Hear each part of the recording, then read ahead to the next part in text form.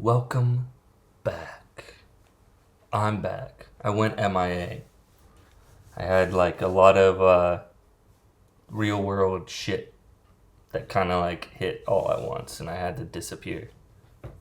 So, but I'm back now. And it's been a minute since we've done this. And you know, our whole record's out now. So if you haven't heard it, it's out there. All the songs are up on our YouTube. We have a playlist called Compassion that's all the songs in order with the visualizers, so you can check it out, or you can just find the visualizer and pick a song that you like. It's also streaming, so you should check it out. But if you don't know, I'm Kyle. I have this band called CHiPS. I produce and write all the songs, and my friend Emma, who sings on it, she also writes on all the songs, and we're homies. And yeah, it's pretty freaking sick. And if you haven't heard of us, like, where have you been? Always wanting more.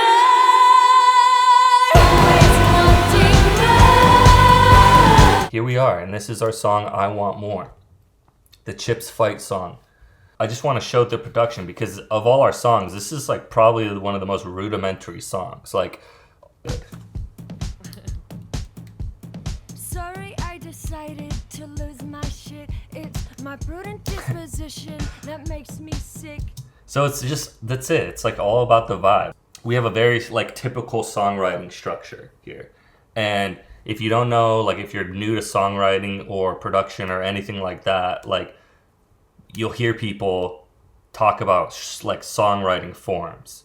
And typically how they split it up is, you know, verses, choruses, bridges, and pre-choruses. And not every song has pre-choruses anymore. Like the pre-chorus is like, I feel like a fading art, but people still do it every once in a while.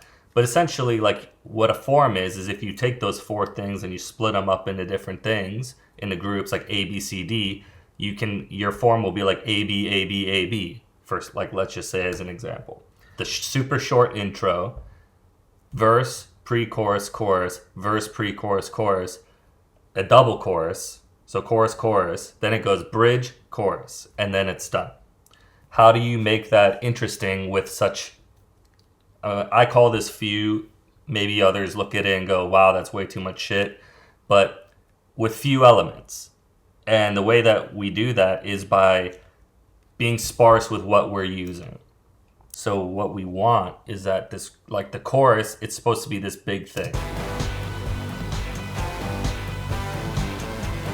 It's a party, right? You don't want to lose your listener the second that this chorus ends. Because if it goes from like to this, like people are going to be like, oh, okay, whatever, I've heard that already. It's kind of like the beginning. It's not that exciting, like blah, blah, blah, blah, blah. But how do we make that more interesting? Well, we didn't have a vocal thing in the first chorus, so now we have a vocal thing. And then going into the bridge, you know, that's special and you're going to love it. But then at the end of the thing, it's like what every decision that we made up until this point, what were we trying to get to? And what we're trying to get to is the end of the song. Always wanting more. Always wanting more. We want that huge tag moment at the end of the song. And some people will probably say, hey, why don't you do that earlier? It's the best part of the song, whatever. Well, we didn't want it because this song is just like supposed to be like a party. And like any party, there's some reward, like there's a reward at some point of that party. And for us, that's the reward, is at the end, always wanting more. And Emma just belting it. Let's just real quick solo it just because it's fun. Always wanting more. Always wanting more. Always wanting more. But anyways, so we basically, like producing is basically like pulling in and out elements that you want to be additive. And additive doesn't necessarily mean that you're adding something. It could mean that you're taking stuff away. Like in the pre-choruses, we take away a lot of the drums, you know? So this is the end of the second verse. Strips it out. but by stripping it out, that gives us space to now add in a couple like really funky bass parts. This thing, it's a preset I made called Bad Knots. And it's another LFO type thing. And it just keeps the drive going. But it's a new sound. So when you hear it in context of like, drums and this bass, okay, here's the bass that's going through the whole second verse. Like you're losing the drums, but you're gaining this new rhythmic stuff as well. And then we also add this crazy tom thing.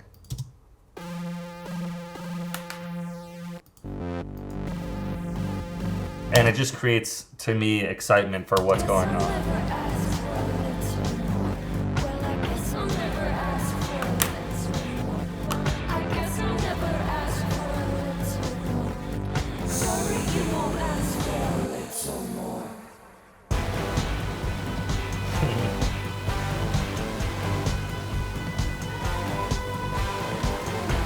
Oh, I gotta turn these up because I don't have RVox on here. But it's all simple. It's like I think like the craziest thing in this entire song is the vocals. But before we do the vocals, like I'll show the guitar because people always like when I show the guitar stuff. There's 4 guitar parts in this whole song, 2 of which are these scratchy things. And like it sounds disgusting, right? But in context, it's another thing that just like makes it have like a kind of interesting sound. So stupid but effective. And the other 2 parts are the chorus parts. Just the the one note like, and that's going into is just a space out effect. I use it all the time. And this isn't an ad, I like it. It's really easy to use, and you can make a lot of really cool sounds with it. But so that's that, and then this part.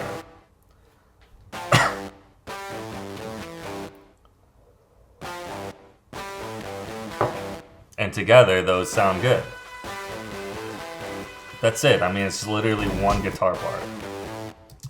And the reason that we have the bass the way we have it is because these guitar parts are super simple. They're really not like showing anything, like they're not really creating like chordal quality or anything. So what we do is have our bass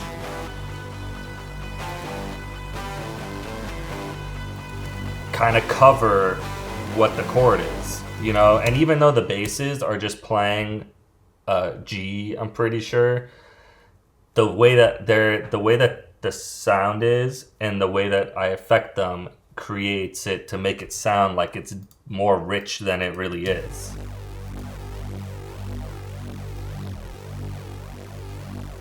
The phase gives it like this huge, like it's just a huge sound, right? And so in context with the guitars, now all of a sudden, like these very sparse things, it sounds like this is a huge sound. And then with the drums too, it just goes. So, and you know what? Why not? I'll show you how to play it real quick. There's a video on TikTok about how to do it, but I might as well just do it here. So, here's the part. Basically, it's the 3rd string down on, which is the D string, and it's a 2nd fret. These are frets, 1, 2, 3. So it's 3rd string down, then I go play this string, the 1st string on the guitar. So basically, that's all it is. It's like a walk up and then a kind of like turn around, I guess you could call it. So you go this string, 1st string, 3rd fret, third fret now on this this third string down. Then you go fifth string. Then you go to the third string and the fifth string. And you just do that over and over again.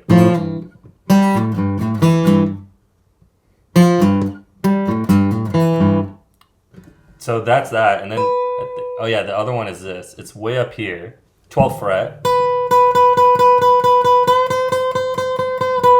I mean, it's literally like anyone can play this.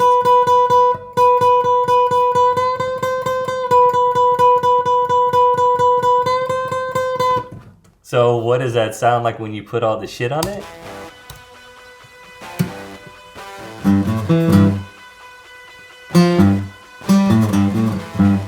I mean, it's simple. Simple and effective. That's what we like. So that's the guitars. So what really like this song is, because if we play all the music right now, it's just a kind of EDM-y, kind of clubby song, right? So not a lot of crazy production in here. You know, some like nutty bass parts for sure. But what makes the whole kind of vibe are the vocals. And Emma's vocal has no reverb on it. Her lead vocal. Because we just wanted it dry, because it just added a cool sound. But so, like, to create a lot of like weird, interesting space, we manipulated her vocals in various ways. One of which is, I call this the vocal spaz. It's like a super distorted, kind of like bandpass, lo-fi type vocal. But in the context with her actual vocal, Guess I'll never ask for a little more. Well, I guess I'll never ask for a little more. it just adds like another element of like weirdness to it. So what else do we add? Okay, we have like these breaths here. You know, that's like a more of a percussive thing. And then we have another really funky, verbed out pre-chorus thing. Guess I'll never ask for a little more. And this is going through an Echo Boy with some decent feedback and a spaced out, which is I'm pretty sure this is pretty close to what I had on the guitar. Let's just compare real quick. It's pretty much the same thing. The guitar is a little wetter. So consistency and effects, and also just creating a weird vibe. And so what are all these effects doing together? Well, they're just making... Guess I'll never ask for a little more. I guess I'll never ask for a little more. They're just making a really odd thing. But then when you put it with, you know, here's the guitars and some of our like clubby bass stuff.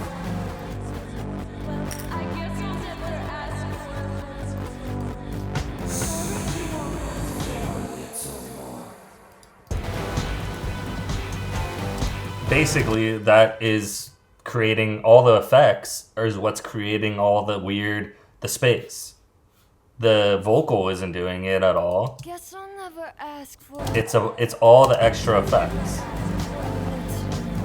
Well, I guess I'll never ask for a little. And so this was like an interesting one where this was like such simple vocals that like it was like the challenge was to how do we make each part interesting, you know? And in this one we have this vocal thing going the whole verse. And like I'm turning it up right now, but basically like it's like super off from what the actual voice is. Accept your fate. You can reach me at this number to set the date. Guess I'll never ask for a little. But it gives it like its weirdness, and it gives it its space and makes it. Ding, ding, ding, we found a winner. The scientists conclude that you are the... Because in the mix, you hear that like swirling thing going, but you can't really tell that it's like a vocal thing. So it's really like what it is just it's a vocal thing that just sounds really effed up, and it gives it like Ding, ding, ding, ding, we found a winner. all of a sudden this like now like weird swirly element that increases energy. It's increasing the energy of what's happening in the track. And like that's what you want. Like we wanted this song to basically be like this, that way. It's the camera's reversed. But basically it's just constantly going up. And so in the first chorus, we don't have any vocal because we just are like, it's a dance party, guitar, or whatever. And funny thing about this second chorus, when it comes in,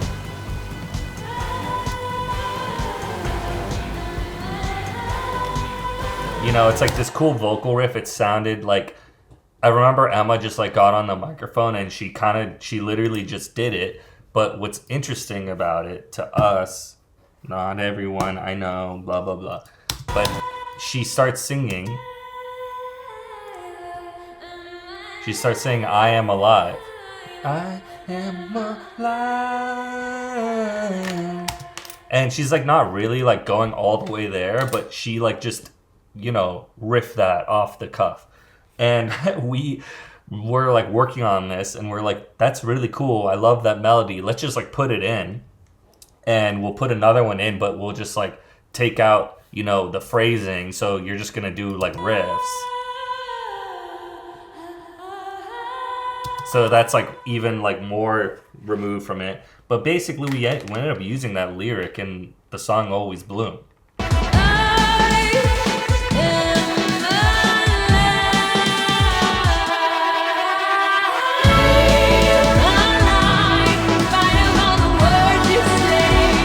Funny how that shit works out. But it just sounded so good that it was like, okay, like we are keeping it. But then we knew we had to write an actual lyric and it was like, what's this song about? Well, you know, guess I'll never ask for a little it's more. like Well, having I'll really never ask for a little more. having like kind of like crappy friends, I guess, and like, you know, whenever you're like, hey, like, can you be a little bit better, and then you get gaslit or whatever into being like I guess you can't, like, sorry that I asked, like, my bad. But so we had to like figure out like what if we're not going to use the I am alive lyric, you know, which we saved for Always Bloom, then what lyric are we going to use? And that ended up being Always Wanting More.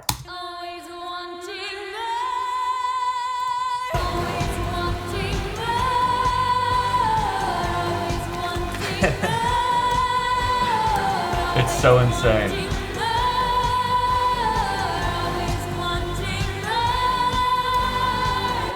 Yeah, she's nuts. And I love when she does her like super hardcore Elmo mode. And yeah, that's basically the entire song, except for the most important section of this whole song, which is the bridge. And you want to know why? Because it just was fun.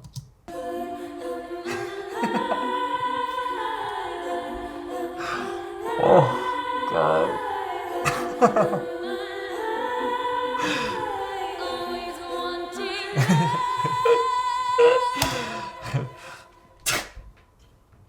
I'm sorry. Yeah, I don't know why, but for whatever reason, you know, we took it out. Like, let's just take all this out for a sec. We had this.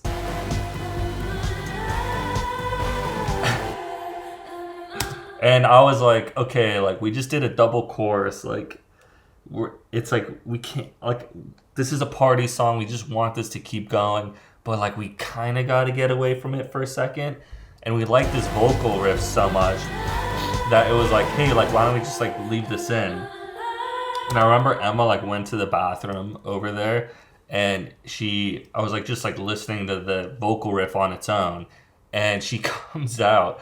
And I was like, oh my God, I know what we should do. We should just do a bunch of like weird beboops like at different rhythms and like make them all effecty and then go back in the chorus. And she, like, I explained it way worse than that. It was more just like, blah, blah, blah, blah, blah, blah. And she came out and was just like, looked at me and she's just like, what the fuck are you saying? And I was like, just give me the microphone. Just please give me the microphone. And we just basically, I started doing this shit. And she was like, oh, cool. Like, I get it now. And so we basically just built up this whole section with these 7 vocals of like,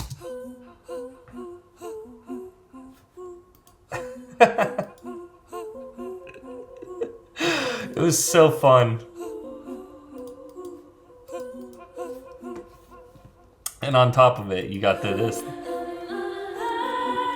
And what, like, the reason that it, like, works is because we have it going to some effects. Like, if I mute them all, hold on, let's mute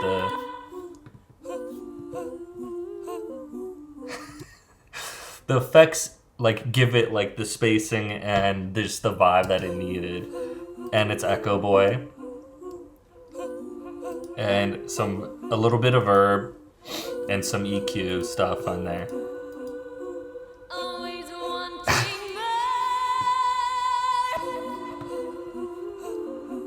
But it's a nice departure. Like, honestly, like, for what it's worth, it's one of, like, I always tell Emma, I'm like, we wrote this whole song to get to that bridge.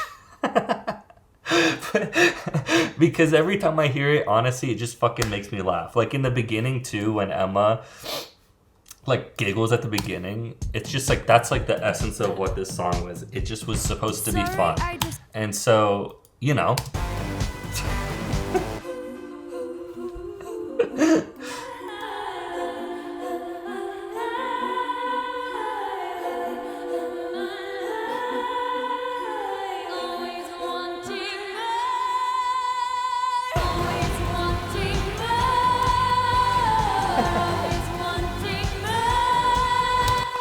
And anyways, you know, ending on always wanting, her belting, always wanting more, it's just like,